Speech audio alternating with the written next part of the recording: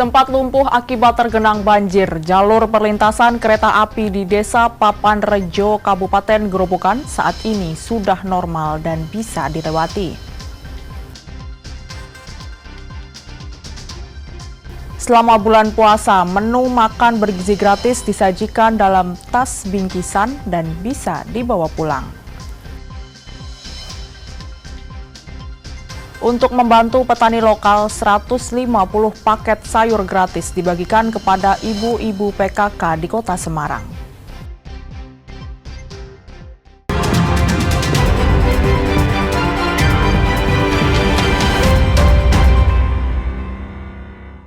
Saudara, bagaimana kabar Anda? Selain 3 informasi tadi, sejumlah informasi menarik lainnya akan kami hadirkan untuk melengkapi Kompas Jateng hari ini. Selama 30 menit ke depan, Kompas Jateng menyajikan informasi independen dan terpercaya seputar Semarang, Jawa Tengah, dan Yogyakarta bersama saya, Novelia Hasanah.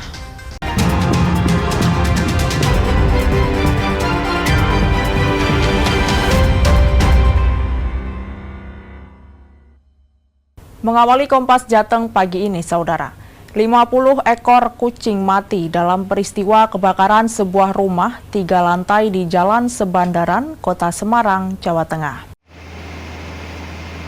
Sebuah rumah 3 lantai yang juga digunakan sebagai tempat perawatan kucing terlantar ini terbakar pada Sabtu kemarin. Ketua RW Sebandaran, Dodi, mengatakan api berasal dari lantai 3 di bagian belakang rumah. Kemudian api langsung membesar hingga menghanguskan seluruh bangunan di lantai 3. 5 unit mobil pemadam kebakaran Kota Semarang dikerahkan untuk memadamkan api. Awal kejadian dari belakang rumah itu timbul asap pekat.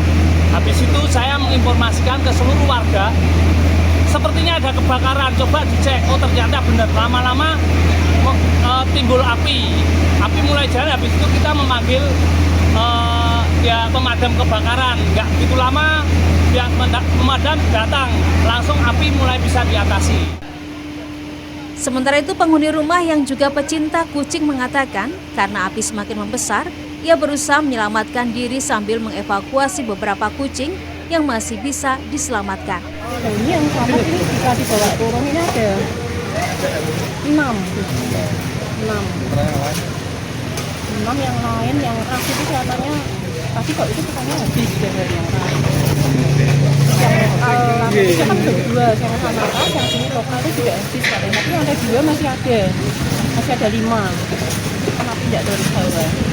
Itu kondisi ruangannya seperti apa? Memang di kandang apa di kamar? Kayak kamar. Yang sini kan los kamar itu yang lokal. Memang bentuk kamar itu bukan masalah sih. Ada berapa Mbak kucing yang nggak bisa diselamatin?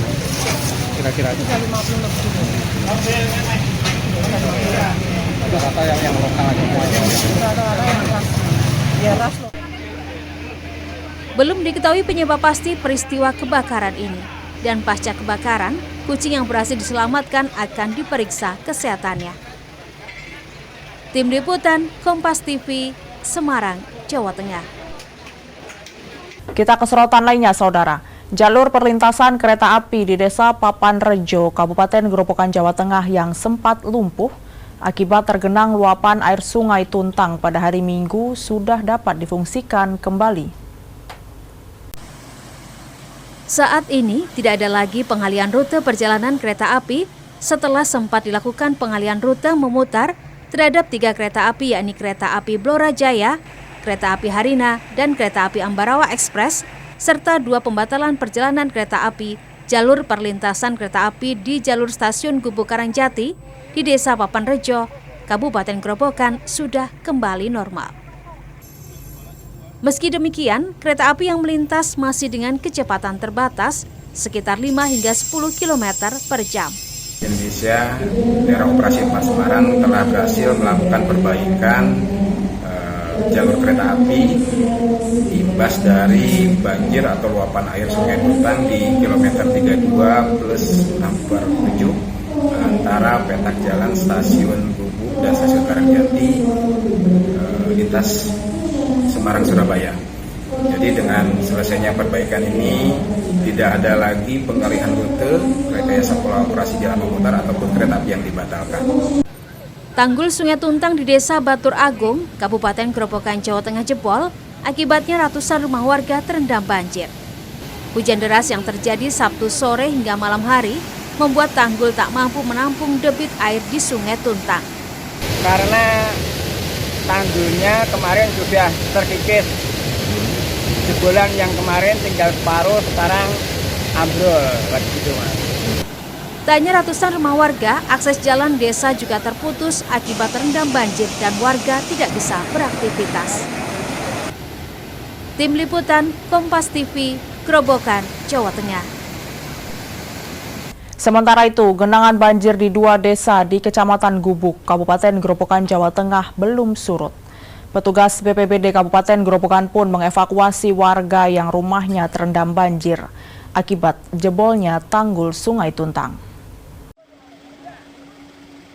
Dengan menggunakan truk, petugas BPBD Kabupaten Grobogan melakukan penyisiran di Desa Ringin Kidul, Kecamatan Gubuk, Kabupaten Grobogan, untuk mengevakuasi warga yang rumahnya terendam banjir. Warga dievakuasi ke 2 titik pengungsian, yakni di masjid dan gereja. Ini evakuasinya kemana rencananya ini? Ini karena di gereja Pak, sana. Di gereja desa setempat ya? Iya, gereja Ringin Kidul. Banyak Mas warga yang Lumayan banyak Pak. Menurut Kepala Desa Ringin Kidul, banjir kali ini yang terbesar. Ketinggian banjir antara 60 cm hingga 1,5 meter. Dan sebanyak 650 KK di Desa Ringin Kidul terdampak banjir. Ini dampaknya dari Batur Agung yang tanggul Batur Agung jebol, tapi imbasnya di warga kami di Desa Ringin Kidul. Sekitar 650 KK yang mengungsi kira-kira dari 150 di masjid dan di gereja. Hingga saat ini Desa Ringin Kidul dan Desa Batur Agung masih tergenang banjir. Namun genangan terparah berada di Desa Ringin Kidul. Petugas BPBD juga telah menyiapkan dapur umum untuk memenuhi kebutuhan makan bagi para pengungsi maupun warga yang masih bertahan di rumah. Tim Liputan Kompas TV, Grobogan, Jawa Tengah. Saudara, hujan deras yang mengguyur Kabupaten Banjarnegara, Jawa Tengah menyebabkan Sungai Merawu dan Penaruban meluap. Sebuah bangunan di kawasan pembangkit listrik tenaga mikrohidro atau PLTM Karkan ambruk akibat fondasi bangunan tergerus banjir.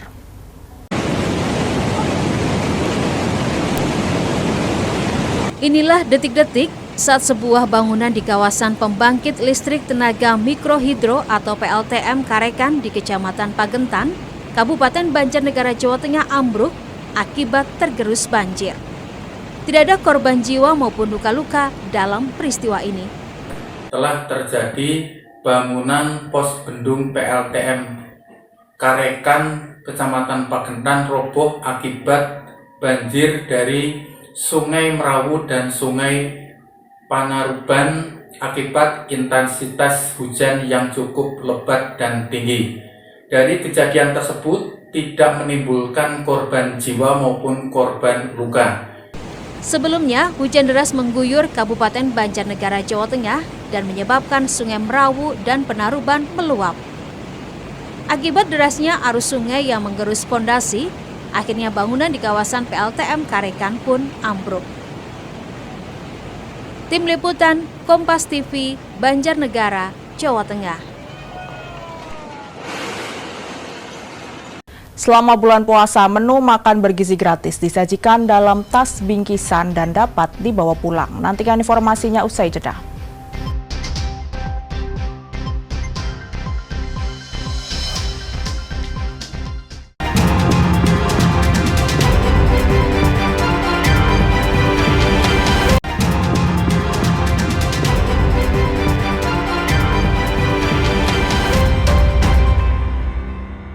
Saudara, Anda masih di Kompas Jateng pagi ini bersama saya, Novelia Hasanah.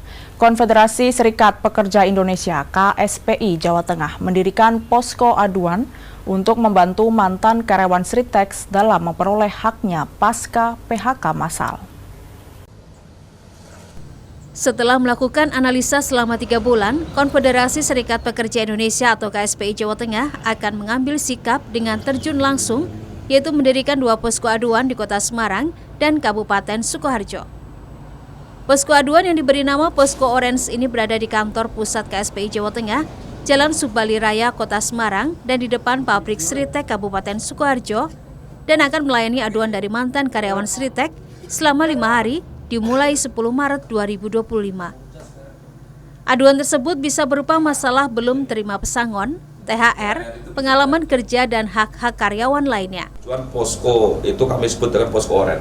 Posko oren di bawah KSPI, kita akan mendata siapa yang belum dapat pesangon, siapa yang belum mendapat THR, siapa yang belum mendapat pengalaman kerja, paklering, dan lain-lain sebagainya, hak-hak buruh. Artinya kami menyingkapi bahwa Sritek ini harus diselamatkan memang sesuai dengan perintah Presiden Republik Indonesia itu sudah melalui pertimbangan. KSPI Jawa Tengah sebelumnya sempat kecewa karena kurang sigapnya Kementerian Tenaga Kerja saat mengeksekusi perintah Presiden Prabowo Subianto untuk penyelamatan Sritek. Tim Liputan Kompas TV, Semarang, Jawa Tengah. Informasi lainnya, untuk memastikan harga kebutuhan pokok tidak mengalami kenaikan harga, Wakil Menteri Pertanian Sudaryono melakukan inspeksi mendadak di Pasar Johar, Kota Semarang.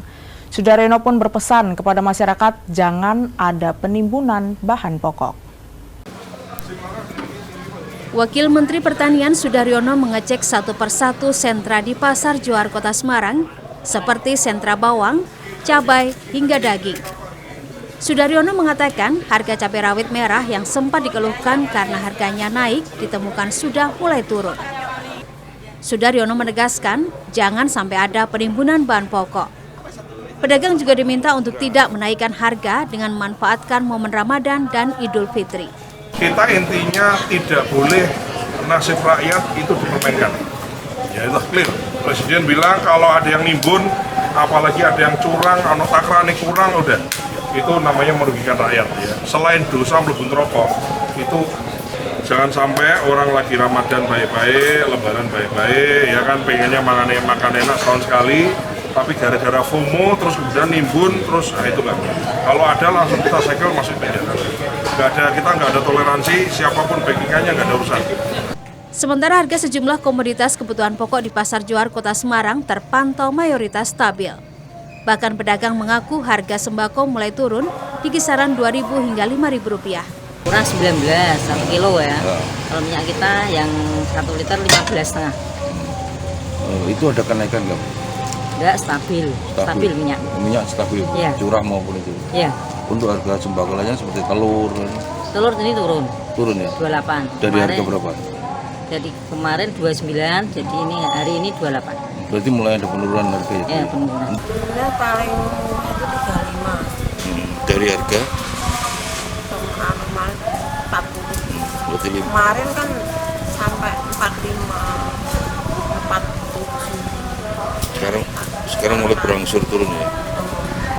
Kementerian Pertanian telah bekerjasama dengan Kepolisian dan Dinas Perdagangan untuk turut melakukan pengawasan dan memastikan tidak ada penimbunan bahan pokok menjelang Hari Raya Idul Fitri maupun setelahnya. Tim Liputan Kompas TV, Semarang, Jawa Tengah. Kita bergeser ke Kabupaten Sragen. Badan Gizi Nasional mengubah makan bergizi gratis selama bulan puasa. Menu disajikan dalam tas bingkisan berupa biskuit, telur, susu, dan buah.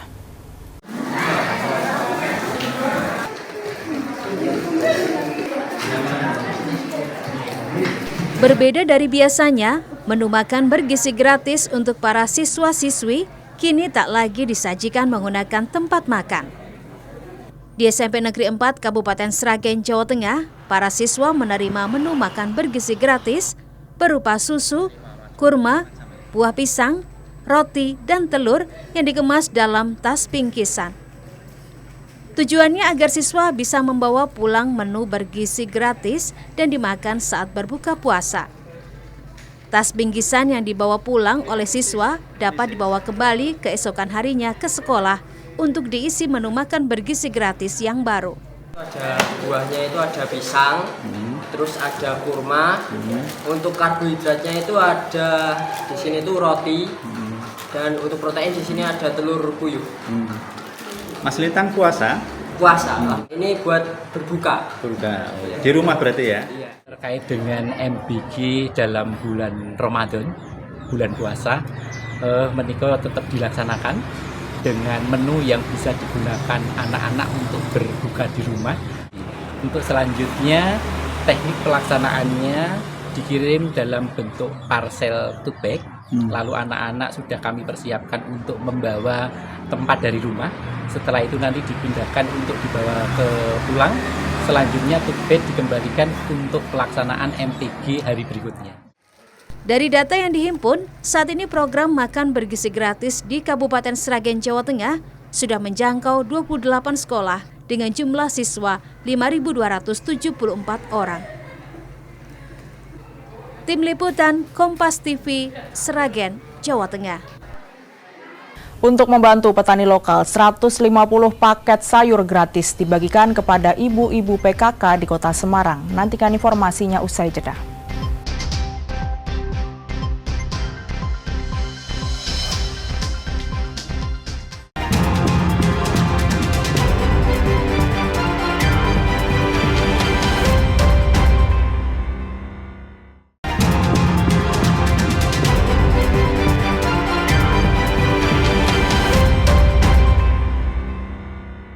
Terima kasih Anda masih di Kompas Jateng bersama saya, Novelia Hasanah. Untuk membantu petani sayur di tengah menurunnya harga sayur yang signifikan sehingga merugikan petani, relawan Dompet Duafa Cabang Jawa Tengah membagikan 150 paket sayur gratis kepada ibu-ibu PKK di Kota Semarang.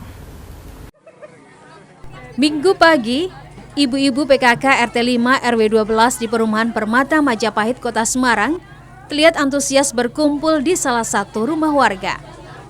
Sebanyak 150 paket sayur pun telah disiapkan oleh relawan Dompet Duafa untuk dibagikan kepada ibu-ibu PKK. Ibu-ibu pun tampak bahagia menerima paket sayur gratis. Dan program berbagi sayur ini tidak hanya untuk membantu petani sayur lokal, namun juga bentuk sedekah dan layanan sosial kepada masyarakat. Kita mengemas satu program namanya berbagi sayur gratis dari petani yang ada di Kabupaten Semarang di Getasan. Mumpung hari ini ibu-ibu PKK berkumpul, jadi kami berkolaborasi memfasilitasi program berbagi, yaitu berbagi sayur gratis. Nah, dan alhamdulillah terima kasih banyak dari kita ucapkan pada Dompet Duafa yang sudah membagikan sayur secara gratis buat ibu-ibu, dan kami ingin keberkahan ini bisa bermanfaat buat RT sekitar kami karena di RW 12 ini ada 7 RT. Jadi kita undang dari RT 1 sampai RT 7 perwakilan dari masing-masing mereka 2 orang dan membawakan 10 sayur untuk dibagikan kepada warga yang membutuhkan di sekitar perumahan mereka. Paket sayur yang berisi kubis, terong, tomat, buncis, dan timun ini merupakan sayur mayur organik hasil panen dari petani yang berkolaborasi dengan Dompet Duafa di wilayah Desa Getasan, Kabupaten Semarang, Jawa Tengah. Dan program berbagi sayur ini tidak hanya dilakukan di Kota Semarang, namun juga di kota lain seperti Solo dan Purwokerto dan berkolaborasi dengan petani lokal daerah setempat. Jinawi Rana Putri, Kompas TV, Semarang, Jawa Tengah. Sementara itu, sembari menanti waktu berbuka puasa tiba, para relawan Dompet Duafa mengajarkan teknik melipat kertas kepada puluhan anak di Bantul, Yogyakarta.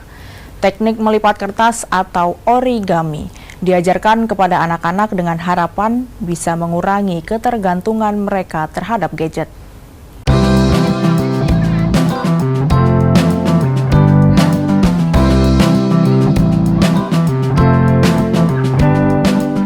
Di bulan Ramadan, banyak kegiatan positif yang bisa dilakukan anak-anak sembari menanti waktu berbuka puasa. Di Masjid Nurul Balad, Banguntapan, Bantul, Yogyakarta, sejumlah relawan dari Dompet Duafa mengajak puluhan anak-anak untuk bermain sambil belajar teknik melipat kertas atau origami. Bermodalkan kesabaran, para relawan ini pun mengajarkan anak-anak cara melipat kertas yang pada akhirnya akan menghasilkan beraneka ragam rupa barang, mulai dari hewan, tumbuhan, kapal, hingga kincir angin. Meski terlihat sepele, namun origami dipercaya bermanfaat bagi perkembangan otak dan mental anak. Selain itu, mengajak anak-anak bermain dan belajar dalam dunia nyata juga diharapkan bisa mengurangi ketergantungan mereka pada gadget yang terbukti berpengaruh buruk pada kehidupan sosial mereka. Seperti yang kita tahu, di sini anak lahir saja sudah pegangannya gadget gitu ya. Dan kemarin qadarullah ada pandemi, jadi interaksi anak-anak dengan gadget sangat dekat dan kadang melupakan sisi-sisi yang dunia nyatanya gitu. Jadi di sini untuk melatih motorik dan selama berpuasa biasanya kan mereka lemas, mereka latihan berpuasa. Jadi daripada lemas pegangnya HP, jadi kita sediakan edukasi belajar origami. Agar bermain dan belajar origami ini semakin asyik, anak-anak juga diajak berkompetisi melipat kertas. Dan mereka yang menang tentu saja mendapat hadiah.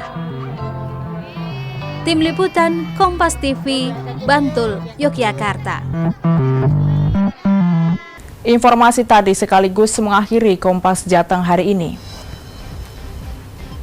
Saya, Novelia Sanah, mewakili kerabat kerja yang bertugas mengucapkan terima kasih atas perhatian Anda. Selamat mengikuti acara kami selanjutnya di Kompas TV Independen Terpercaya. Sampai jumpa.